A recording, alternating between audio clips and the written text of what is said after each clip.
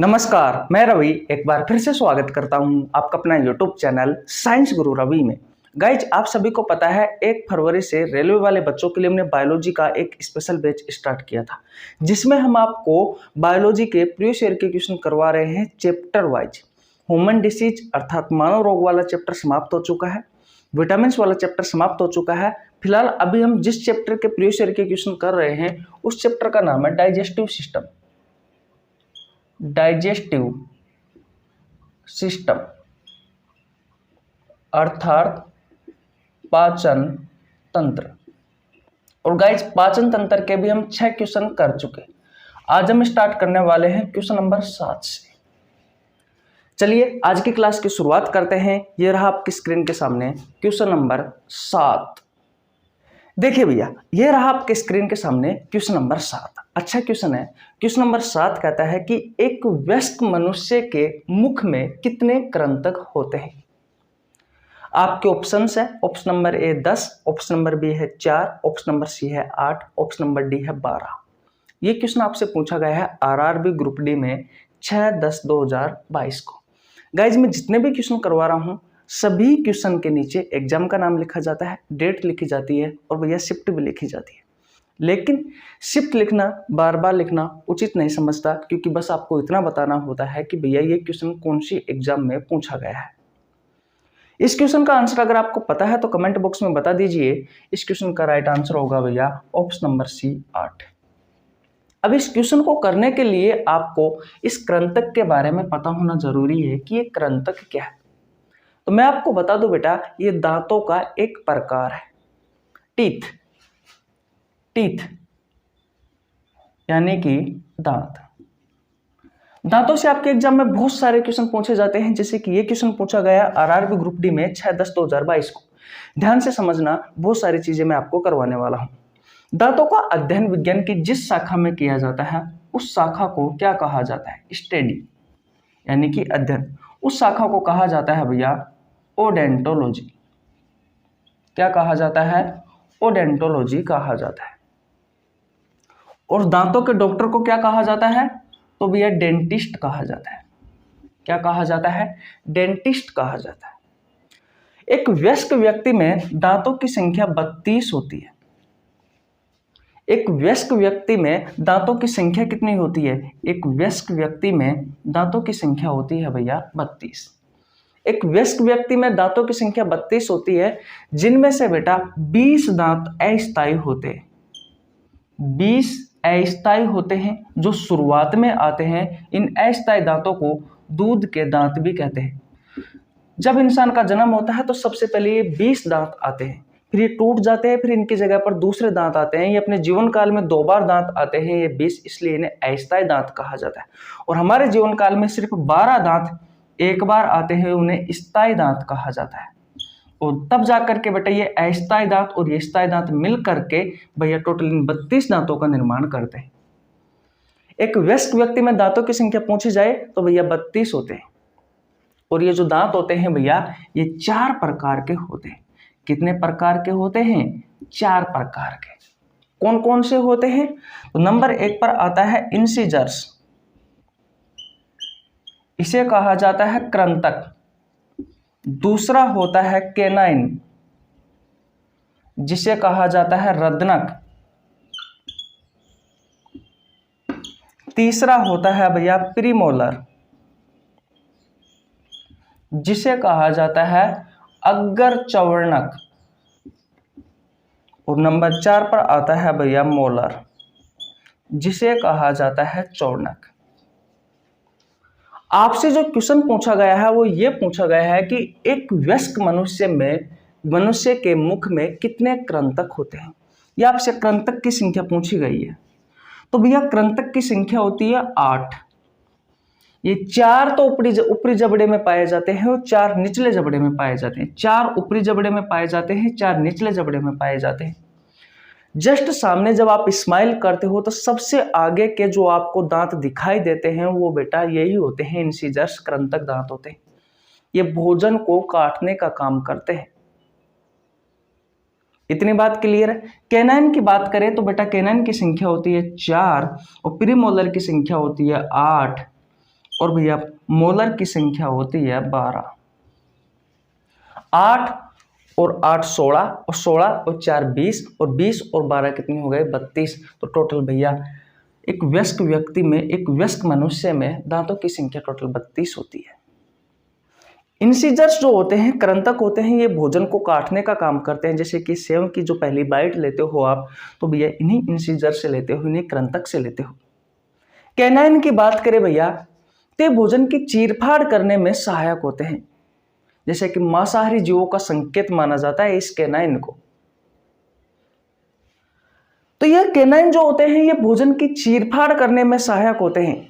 अब बात करें प्रीमोलर, तो प्रीमोलर जो होते हैं भैया, ये भोजन को पीसने का काम करते हैं। और मोलर की बात करें तो भोजन को ये पीसते तो है ही है, साथ ही साथ में लार में मिलाने में भी सहायक होते हैं, ताकि भोजन आपके पेट तक भोजन नली की सहायता से आसानी से पहुंच सके। तो आशा करता हूं ये क्वेश्चन आपको बहुत अच्छे से समझ में आ गया होगा। तो भैया इसकी संख्या कितनी होती है कृंतक की? 8 होती है बेटा। 4 तो ऊपरी जबड़े में पाए जाते हैं और 4 निचले जबड़े में पाए जाते हैं। किसी को कोई प्रॉब्लम? अगर आप में से किसी भी भाई ने पाचन तंत्र वाला चैप्टर नहीं पढ़ा है तो आपको नीचे लिंक डिस्क्रिप्शन में मिल जाएगा, जाकर पढ़ सकते हो। और अगर आपके कल की क्लास नहीं देखी है तो बेटा कल की क्लास में मैंने आपको बहुत अच्छे अच्छे क्वेश्चन बताए थे और बहुत अच्छी अच्छी जानकारी दी थी। अगर आप किसी भी प्रतियोगी परीक्षाओं की तैयारी कर रहे हो, अगर आपको फ्री ऑफ कॉस्ट अच्छे कंटेंट के साथ बिल्कुल आसान भाषा में बायोलॉजी पढ़नी है तो इस YouTube चैनल पर मेरे द्वारा सभी प्रतियोगी परीक्षाओं के लिए फ्री ऑफ कॉस्ट बायोलॉजी पढ़ाई जाती है। इसके लिए आपको 1 रुपये देने की आवश्यकता नहीं है, सिर्फ चैनल को सब्सक्राइब करना है, बेल आइकन को प्रेस करना है, ताकि आपके पास हमारी वीडियो का नोटिफिकेशन टाइम टू टाइम पहुंच सके। मैं हमारे चैनल का शेड्यूल बता देता हूं। अभी 1-2 दिन से, पिछले शनिवार से मैं थोड़ा डिस्टर्ब था, क्योंकि कंटेंट पर काम किया जा रहा है आप पर। अब जितना अच्छा कंटेंट पर काम करूंगा उतना ही अच्छा आपको दे पाऊंगा। सुबह 6 बजे हर रोज कम्युनिटी पोस्ट में बायोलॉजी का एक बेहतरीन क्वेश्चन डालता हूं, जिसका आंसर हर रोज 1000 स्टूडेंट देते हैं।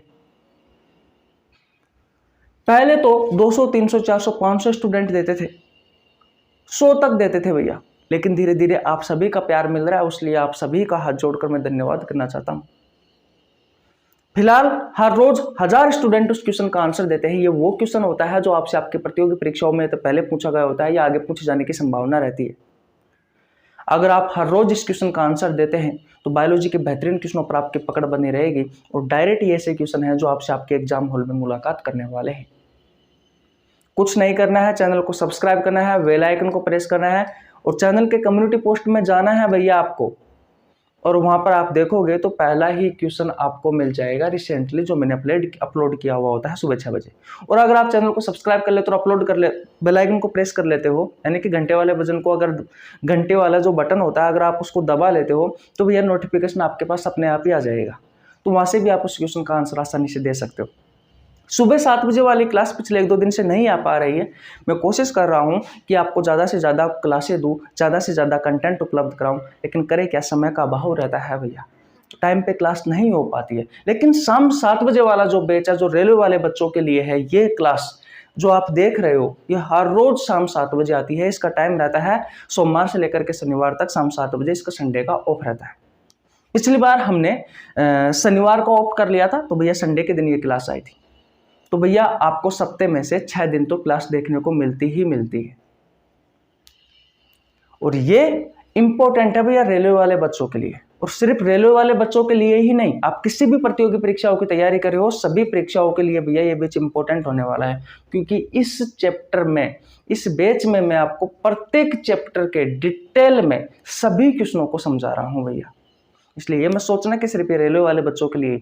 अगर आप रेलवे की तैयारी कर रहे हो तो भैया एक बात को कान खोलकर सुन लेना, ये बैच रामबाण साबित होने वाला है। बायोलॉजी से सिंगल क्वेश्चन भी नहीं छूटेगा, ये मेरी गारंटी है। ठीक है, फिर आपका समय खराब ना करते हुए अब चलते हैं 8वें नंबर क्वेश्चन की ओर। चले भैया, ओके जी, बताइए भैया जी, इस क्वेश्चन का राइट आंसर क्या होगा। क्वेश्चन नंबर 8 कहता है कि मानवों में आहार नाल का कौन सा भाग अपशिष्ट पदार्थों का उत्सर्जन करता है। आपके ऑप्शन है, ऑप्शन नंबर ए बड़ी आंत यानी कि large intestine, option number B है छोटी आंत यानी कि small intestine. Option number C कहता है आमाशय स्टोमच। ऑप्शन नंबर डी कहता है मलद्वार यानी कि एनस। ये क्वेश्चन आपसे आरआरबी ग्रुप डी में पूछा गया है 6/9/2022 को। बता दीजिए भैया फटाफट इस क्वेश्चन का राइट आंसर क्या होगा। जल्दी जल्दी बता दीजिए भैया कमेंट बॉक्स में इस क्वेश्चन का राइट आंसर क्या होगा। गाइज इस क्वेश्चन का राइट आंसर होगा ऑप्शन नंबर डी। समझिए एलिमेंट्री कैनाल।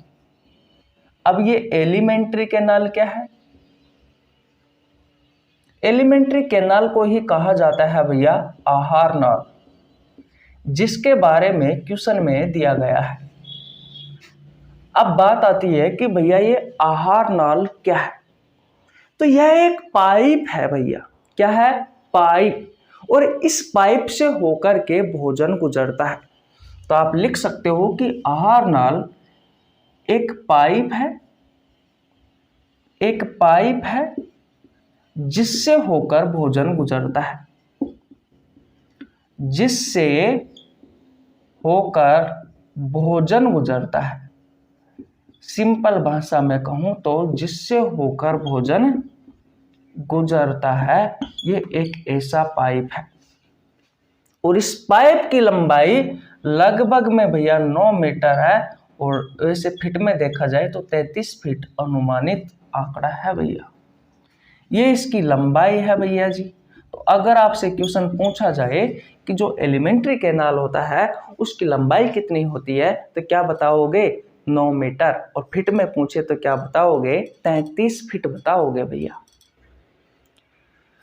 अगर आपसे अब क्वेश्चन पूछा जाए कि एलिमेंट्री कैनाल क्या है, आहार नाल क्या है, तो आप क्या कहोगे कि यह एक पाइप है जिससे होकर भोजन गुजरता है। अब जब आप खाना खाते हो तो भैया ये भोजन किस किस से होकर के गुजरता है? तो सबसे पहले जब आप भोजन खाते हो तो भैया ये भोजन कहाँ जाता है? आपके मुंह में जाता है, आपके मुख में जाता है। बात सही है? कोई प्रॉब्लम? और मुंह के बाद में ये भोजन जो जाता है ये जाता है भैया भोजन नली में। किस में जाता है? भोजन नली में जाता है। बात सही है? और भोजन नली के बाद में भैया आपका भोजन जाता है, वो जाता है आपके आमाशय में।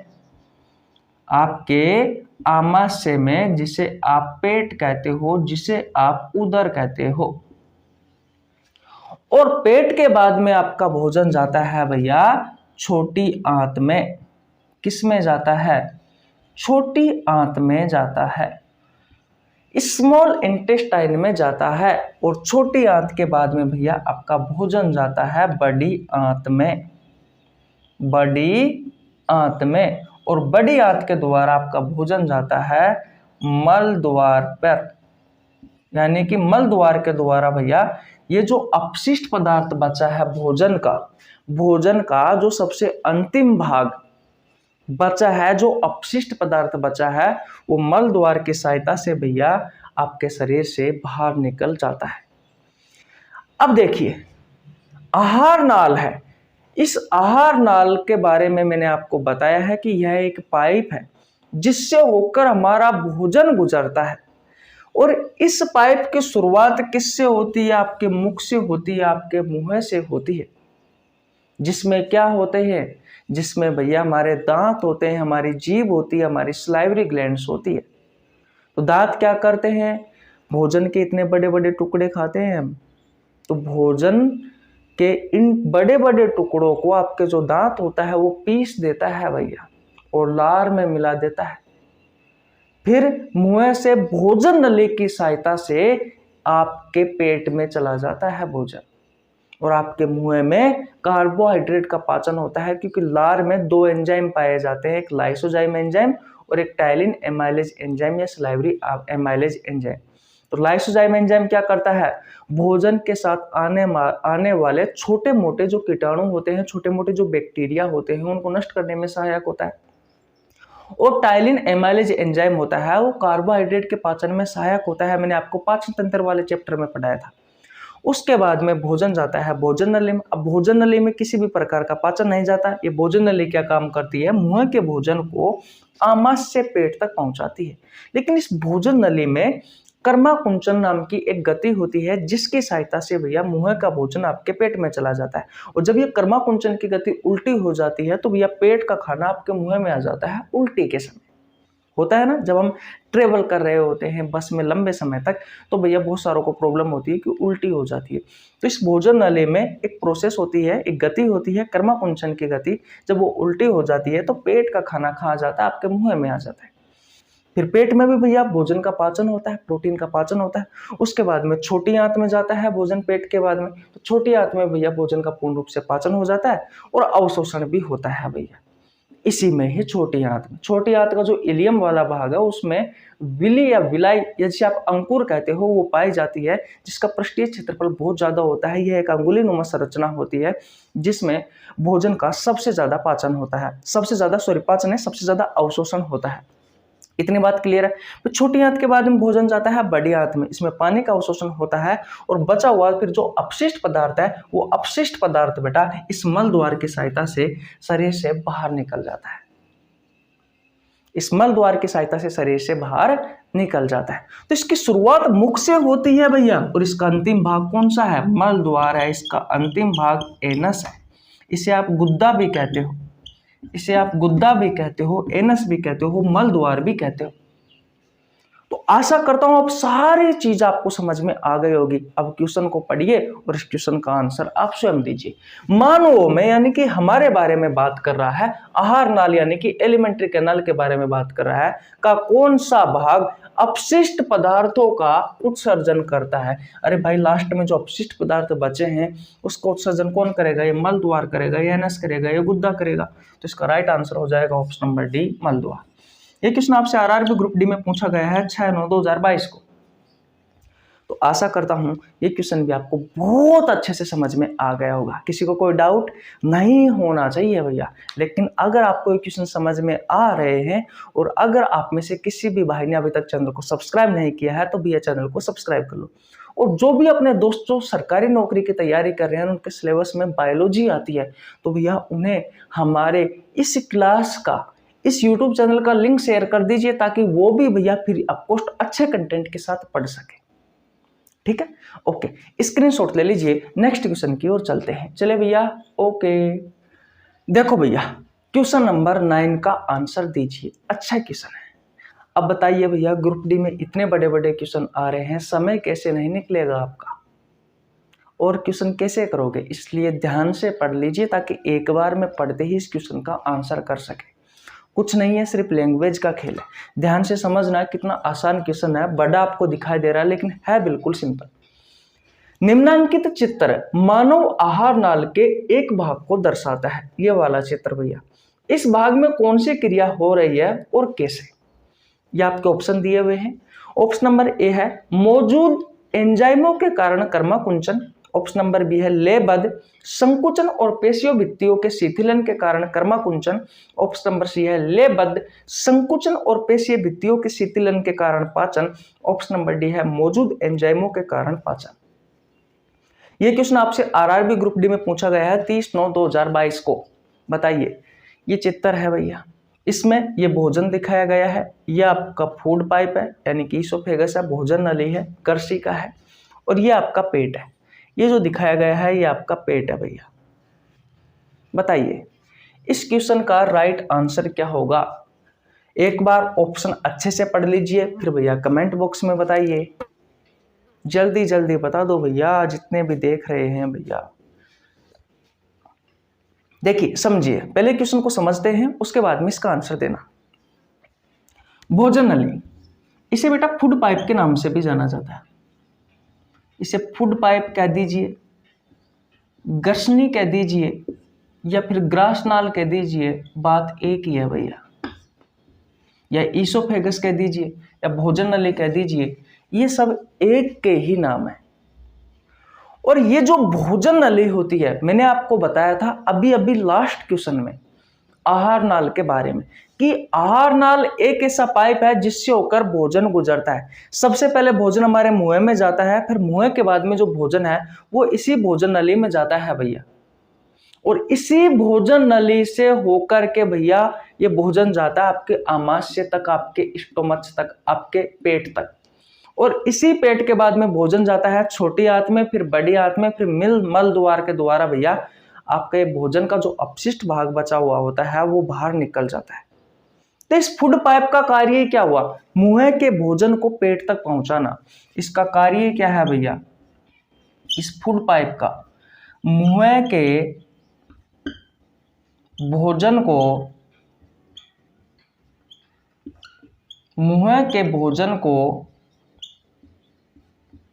पेट तक पहुंचाना। और इसकी जो ये लंबाई होती है ना भैया, ये लगभग 25 सेंटीमीटर के आसपास होती है।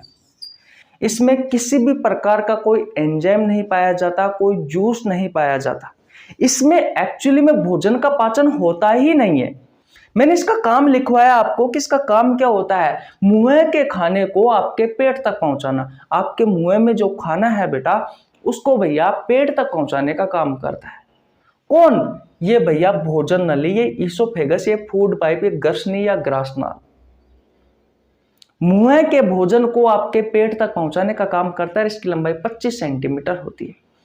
अब इस बात आती है कि अब इस भोजन नली में ऐसा क्या होता है जिसके कारण हमारे मुंह का भोजन हमारे पेट तक पहुंच जाता है? तो भैया इसमें एक गति होती है और उस गति को कहा जाता है कर्माकुंचन गति। कर्माकुंचन गति, जिसमें क्या होता है, ये जो भोजन नली होती है ये एक बार सिकुड़ती है, एक बार फैलती है। ध्यान से समझना, मैं आपको समझाता हूं। जैसे कि एक मान लीजिए, इमेजिन करिए कि ये एक पाइप है। अब सबसे पहले भोजन आया तो भोजन यहाँ गया, तो फिर क्या होता है, जैसे कि यहाँ से प्रेशर लगा, जैसे कि यहाँ पर भोजन है फिलहाल के टाइम में, इस जगह पर अभी भोजन है, ऊपर की तरफ यहाँ पर भोजन है, मेरा हाथ खुला हुआ है, इसके नीचे भोजन है भैया, यानी कि इसके नीचे भोजन है अभी यहाँ पर। तो फिर अब क्या होगा, नीचे का भाग है ये भैया थोड़ा सा चौड़ा हो जाएगा और नीचे से सिकुड़ जाएगा। अब चौड़ा हो गया तो क्या होगा भैया, यहाँ पर ये ऊपर का भोजन है वो नीचे आ जाएगा। भाई ये ऊपर का भोजन है ये भैया थोड़ा सा नीचे आ जाएगा, यहाँ पर आ जाएगा। अब ऊपर से थोड़ा सा प्रेशर लगेगा तो प्रेशर के कारण ये नीचे आ गया। अब फिर दोबारा यहाँ से चौड़ा हो जाएगा, फिर ऊपर से प्रेशर लगेगा, ये नीचे आ जाएगा, फिर चौड़ा हो जाएगा, फिर प्रेशर लगेगा। यानी कि ये एक बार सिकुड़ता है और एक बार फैलता है, एक बार सिकुड़ता है, एक बार फैलता है। इसमें एक बार संकुचन होता है यानी कि सिकुड़ता है, और फिर दूसरी बारी में ये फैलता है जिसके कारण ऊपर का भोजन नीचे आ जाता है।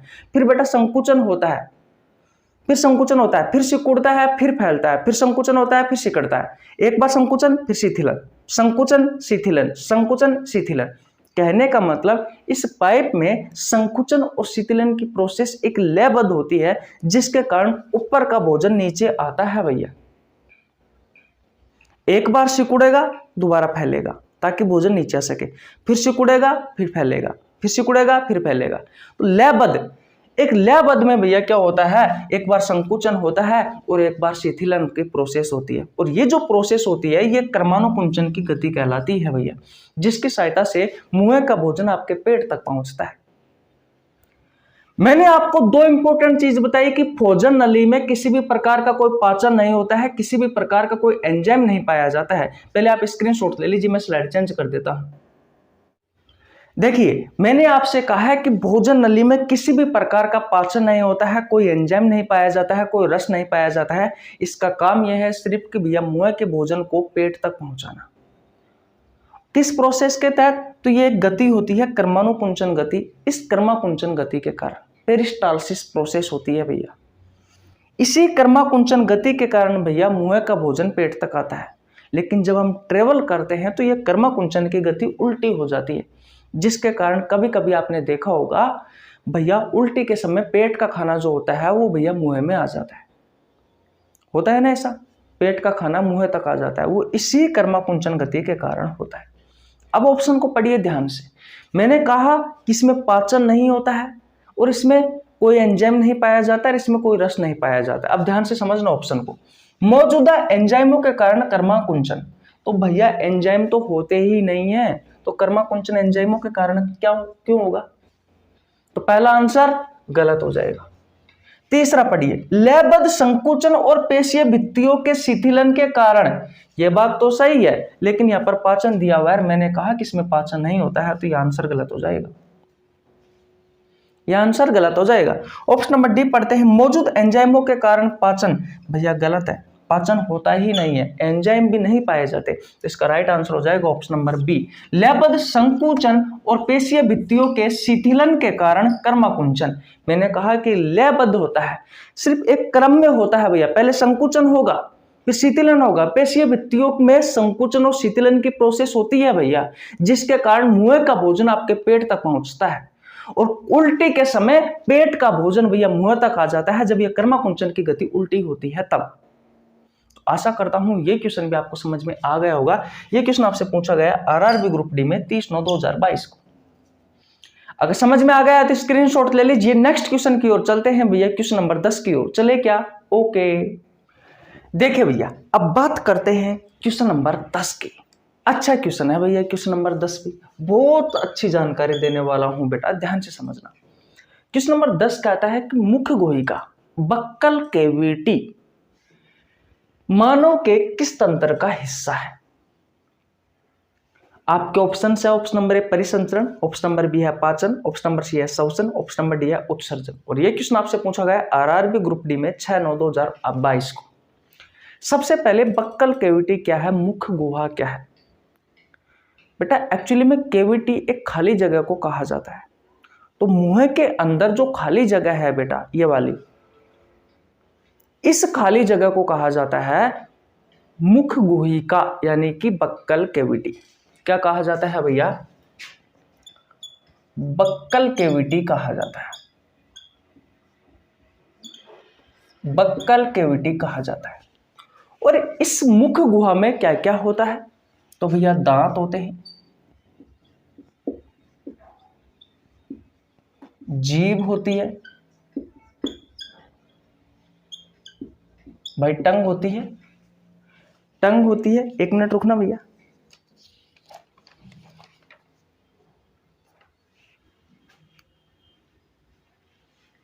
हाँ, एक होती है टंग और उसके अलावा एक होती है भैया आपकी स्लाइवरी ग्लैंड्स यानी कि लारीय ग्रंथियां होती है, लारीय ग्रंथि होती है यानी कि स्लाइवरी ग्लैंड्स होती है। क्या क्या होता है भैया आपकी बक्कल कैविटी में? आपके दांत होते हैं, ये दांत जो आपको दिखाई दे रहे हैं, आपकी जीभ होती है ये वाली, और स्लाइवरी ग्लैंड्स यानी कि लारीय ग्रंथि होती है भैया। ये लारीय ग्रंथि किसका निर्माण करती है? लार का निर्माण करती है। ये टंग, हाँ ये स्पेलिंग है भैया टंग की, पहले स्पेलिंग गलत लिख दी थी। जो बक्कल कैविटी होती है, जो मुख गुहा होती है, इसमें हमारे दांत पाए जाते हैं, यानी कि कैविटी क्या होती है? खाली जगह होती है जो आपके मुंह में पाई जाती है। और इस खाली जगह में क्या क्या है? तो भैया आपके दांत है 32, आपकी जीभ है और आपकी स्लाइवरी ग्लैंड्स पाई जाती है, लारीय ग्रंथि पाई जाती है जो लार का निर्माण करती है।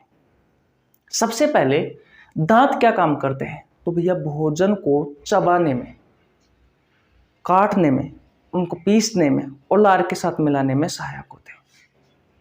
ये दांतों का काम हो गया। जीभ क्या काम करती है? तो भैया भोजन को निगलने में भी सहायक होती है, बोलने में भी सहायक होती है। लेकिन यहाँ पर जो बात की जा रही है बेटा, वो की जा रही है भोजन से संबंधित, पाचन से संबंधित। तो भोजन को निगलने में सहायक होती है। और जो लारीय ग्रंथि होती है, स्लाइवरी ग्लैंड्स जो होती है, ये भैया 3 जोड़ी होती है, यानी कि संख्या में 6 होती है। मैं आपको लिखवा देता हूं। पहली होती है पेरोटिड स्लाइवरी ग्लैंड्स, दूसरी होती है भैया सबलिंगुअल स्लाइवरी ग्लैंड्स, और तीसरी होती है भैया सबमैंडिबुलर स्लाइवरी ग्लैंड्स। ये सबसे बड़ी लारीय ग्रंथि है भैया, पेरोटिड, कान के पास होती है। और ये सबलिंगुअल जो होती है, ये आपकी जीभ के नीचे होती है, ये सबसे छोटी है भैया। ये दोनों 25 से 30% लार का निर्माण करती है। और ये सब मैंडिबुलर जो स्लाइवरी ग्लैंड्स होती है, ये अकेले बेटा 70 से 75% लार का निर्माण करती है। ये 3 जोड़ी होती है, संख्या में 6 होती है। जैसे कि पेरोटिड स्लाइवरी ग्लैंड्स है तो इसकी संख्या 2 होगी, सब लिंगुअल स्लाइवरी ग्लैंड्स है इसकी संख्या 2 होगी बेटा, सब मैंडिबुलर स्लाइवरी ग्लैंड्स है इसकी संख्या भी 2 होगी। ये आपसे क्वेश्चन भी पूछा जाता है कि सबसे बड़ी लारीय ग्रंथि कौन सी है, इनमें से कौन सी लारीय ग्रंथि है, तो ये भैया लारीय ग्रंथि है। इनकी संख्या 6 होती है, 3 जोड़ी होती है, और ये भैया सलाइवरी ग्लैंड्स आपकी बक्कल कैविटी में उपस्थित होती है, और ये करती है भैया लार का निर्माण। किसका? लार का, सलाइवा का निर्माण करती है भैया। और इस लार में भैया 2 एंजाइम पाए जाते हैं। एक पाया जाता है लाइसोजाइम एंजाइम, और ये लाइसोजाइम जो एंजाइम होता है ये भोजन के साथ आने वाले छोटे मोटे जीवाणुओं को, भाई भोजन के साथ में अगर कोई जीवाणु आ गया या फिर कोई कीट आ गया तो उनको नष्ट करने में सहायक होती है। और दूसरा होता है टाइलिन, टाइलिन अमाइलेज एंजाइम, और ये टाइलिन एमाइलेज एंजाइम कार्बोहाइड्रेट के पाचन में सहायक होता है। ये स्टार्च को माल्टोज में बदलता है भैया। यहाँ पर कार्बोहाइड्रेट का अपूर्ण पाचन होता है। अब बात आती है कार्बोहाइड्रेट का कैसे पाचन होता है, प्रोटीन का पाचन कैसे होता है, वसा का पाचन कैसे होता है। तो भैया मैंने पाचन तंत्र वाले चैप्टर में आपको पढ़ा रखा है, और अलग से क्लास भी ले रखी है, आपको नीचे लिंक डिस्क्रिप्शन में मिल जाएगा, आप जाकर चेकआउट कर सकते हैं। इतनी बात समझ में आ गई। दांतों का कार्य क्या है? भोजन को काटना, चबाना, पीसना और भैया लार में मिलाना। जीभ का कार्य क्या है? भोजन को निगलने में सहायक होती है। लारीय ग्रंथि क्या करती है? इनकी संख्या 3 जोड़ी होती है, 6 होती है, मैंने नाम भी लिखवा दिया। सबसे बड़ी कौन सी है, सबसे छोटी कौन सी है, कौन सी सबसे ज्यादा लार बनाती है, ये भी मैंने आपको बता दिया। और लार में कौन कौन से एंजाइम पाए जाते हैं ये भी मैंने आपको बता दिया। इन एंजाइमों का कार्य क्या है ये भी मैंने आपको बता दिया भैया। और अब क्वेश्चन को पढ़िए ध्यान से। मुख गुहिका बक्कल कैविटी मानवों के किस तंत्र का हिस्सा है? क्या परिसंचरण तंत्र का हिस्सा है क्या? नहीं भैया। क्या पाचन का हिस्सा है क्या? बिल्कुल है। श्वसन का हिस्सा है क्या? नहीं। उत्सर्जन का हिस्सा है क्या? नहीं भैया। ये पाचन तंत्र का हिस्सा है भैया। आपका कौन किसके बारे में पूछा गया है? बक्कल कैविटी मुख गुहिका के बारे में पूछा गया है। तो भैया ये पाचन तंत्र का हिस्सा है। क्यों है? क्योंकि इसी बक्कल कैविटी में, इसी मुख गुहिका में आपके दांत पाए जाते हैं, यानी कि टीथ पाए जाते हैं, आपकी टंग पाई जाती है, यानी कि जीभ पाई जाती है, आपकी सलाइवरी ग्लैंड्स, लारीय ग्रंथि पाई जाती है। और तीनों के तीनों ही बेटा भोजन के पाचन में कहीं ना कहीं सहायक होते हैं। जैसे कि दांत भोजन को काटने में, उसकी चीरफाड़ करने में, उसको पीसने में और लार के साथ में मिलाने में सहायक होते हैं आपके दांत। जीभ जो होती है वो भोजन को निगलने में सहायक होती है। और जो सलाइवरी ग्लैंड्स होती है, जो लारीय ग्रंथि होती है, लार का निर्माण करती है। और इस लार में क्या पाया जाता है भैया? एंजाइम पाए जाते हैं जो भोजन के पाचन में सहायक होते हैं। जैसे कि ptyalin amylase enzyme, salivary amylase enzyme इसका दूसरा नाम है, जो कार्बोहाइड्रेट के पाचन में सहायक होता है, स्टार्च को माल्टोज में बदल रहा है। इस लार में एक चिपचिपा पदार्थ भी पाया जाता है भैया, जिसे म्यूकस कहा जाता है। और ये चिपचिपा पदार्थ बेटा भोजन के साथ मिल करके भैया भोजन को आसानी से भोजन नली से होता हुआ भैया आपके पेट तक ले जाता है, चिकनाई प्रदान करता है भोजन को, ताकि ये भोजन मुंह से आसानी से आपके पेट तक पहुंच सके। तो अब आपको समझ में आ गया होगा कि बक्कल कैविटी है बेटा ये किस तंत्र का हिस्सा है। एक एक क्वेश्चन को हम डिटेल में भैया अच्छी तरीके से समझ रहे हैं, अच्छी तरीके से पढ़ रहे हैं। चाहे समय लग जाए कोई बात नहीं, लेकिन भैया जिस चीज को पढ़े उस चीज को उस तरीके से पढ़े ताकि हमें दोबारा पढ़ने की आवश्यकता नहीं पड़े। और अगर आपको ठीक इसी तरीके से चैप्टर पढ़ना है तो भैया मैंने पाचन तंत्र वाला चैप्टर आपको पढ़ा रखा है, जाकर पढ़ लीजिए। मैं दोबारा से एक बार फिर से बायोलॉजी के जितने भी चैप्टर है वो सभी चैप्टर आपको इस यूट्यूब चैनल पर फ्री ऑफ कॉस्ट पढ़ाने वाला हूं, अच्छे कंटेंट के साथ, आसान भाषा में, बिल्कुल अच्छे तरीके से समझाकर, ताकि आपको अधिक से अधिक फायदा मिल सके, अधिक से अधिक आपके क्वेश्चन हो सके। इसलिए चैनल पर नए तो चैनल को जरूर सब्सक्राइब कर लेना भैया, और बेल आइकन को प्रेस कर लेना ताकि मैं जैसे ये वीडियो अपलोड करूं तुरंत आपके पास पहुंच सके। देख सकते हो ये क्वेश्चन आपसे आरआरबी ग्रुप डी में पूछा गया है 6/9/2022 को। क्वेश्चन इजी है, लेकिन उसके अंदर की जो समझ है वो वास्तविकता में ये कहती है कि भैया वास्तविकता में यहां से क्वेश्चन पूछा जाना चाहिए। और देख सकते हो आप इसमें 3 चीजें पाई जाती है, दांत, जीभ और लारीय ग्रंथि, तीनों का तीनों ही तीनों के तीनों ही भोजन के पाचन में कहीं ना कहीं सहायक है, भोजन में कुछ ना कुछ इनका योगदान है। इसलिए भैया ये पाचन तंत्र का हिस्सा माना जाता है बक्कल कैविटी को, यानी कि मुख्य गुहिका को। तो आशा करता हूं ये क्वेश्चन आपको बहुत अच्छे से समझ में आ गया होगा।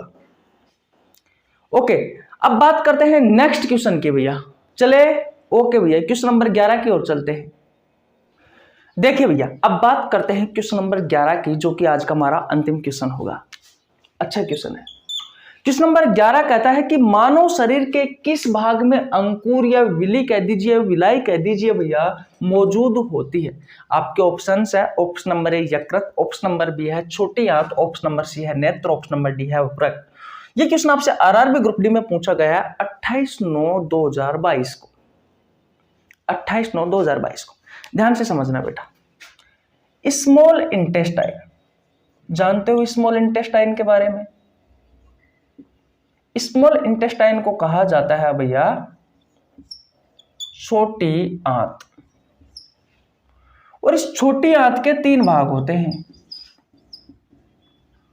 डुडेनम, जेजुनम और इलियम।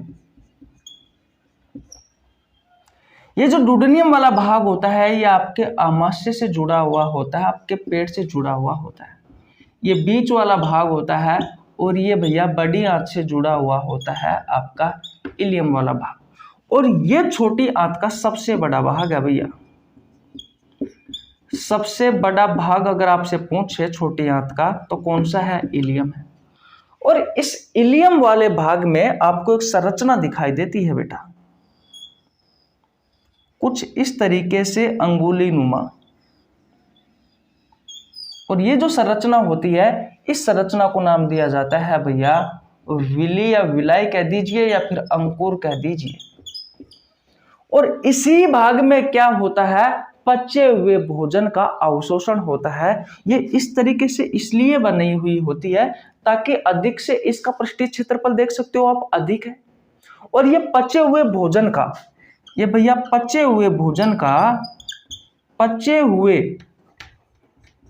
जो भोजन होता है उस भोजन का ये अवशोषण करता है। ये अवशोषण करती है भैया ये विली या अंकुर, विलाई या अंकुर।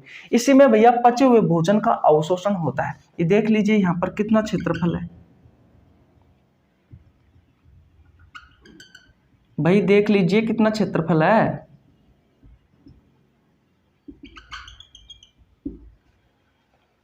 बहुत सारा क्षेत्रफल है। इसका पृष्ठीय क्षेत्रफल ज्यादा होता है इसलिए ये यहां पर सबसे ज्यादा भैया पचे हुए भोजन का अवशोषण होता है।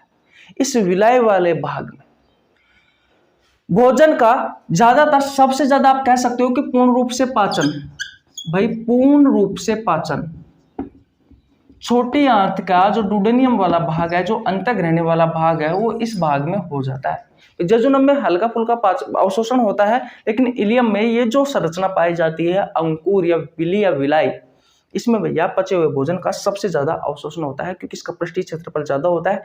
इस वजह से इसमें सबसे ज्यादा भैया अवशोषण होता है पचे हुए भोजन का। अब ये भोजन का अवशोषण होगा तो फिर भैया ये ब्लड में घुल करके ये पचा हुआ भोजन खा जाता है। ये पचा हुआ भोजन, इसका अवशोषण हुआ और अवशोषण के बाद में ये ब्लड में घुलता है और भैया हमारे सेल्स के पास जाता है, हमारी कोशिकाओं के पास जाता है और कोशिका इसे बेटा तोड़ करके ऊर्जा का निर्माण कर लेती है। और इस पूरी प्रोसेस को असिमिलेशन कहा जाता है, स्वांगीकरण कहा जाता है। इस पूरी प्रोसेस को क्या कहा जाता है? स्वांगीकरण कहा जाता है, असिमिलेशन कहा जाता है, असिमिलेशन कहा जाता है। बस इतना ही आपको याद रखना है। तो इसका राइट आंसर क्या होगा? छोटी आंत में पाई जाती है भैया ये अंकुर या विली वाली संरचना या विलाई वाली संरचना, जो पचे हुए भोजन का अवशोषण में सहायक होती है। ठीक है, आशा करता हूं ये क्वेश्चन आपको समझ में आ गया होगा। स्क्रीनशॉट ले लीजिए। आज यहीं तक रखते हैं। अगर वीडियो अच्छी लगी हो तो वीडियो को लाइक कर दीजिए। चैनल पर नए तो चैनल को सब्सक्राइब कर लेना, बेल आइकन को प्रेस कर लेना ताकि आपके पास हमारी वीडियो का नोटिफिकेशन टाइम टू टाइम पहुंच सके। मिलते हैं गाइस नेक्स्ट वीडियो में, तब तक के लिए जय हिंद, जय भारत, राम राम।